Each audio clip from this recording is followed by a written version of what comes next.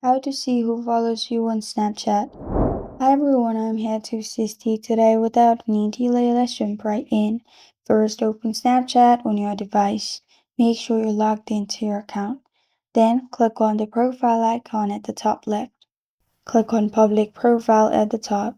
Then here you'll find followers, and if you click on it, you won't be able to see. So to see this, go back. Here, scroll down, you'll find friends. In there, click on My Friends. Now, these are two followers that was shown as followers, as friends are also your followers. Friends will also be counted in your followers list. And this is how to see who follows you on Snapchat. Thank you for joining me today. If this video helps you out, please leave a like and subscribe for more. Got a question or want to suggest a topic? Comment below. Thank you for watching.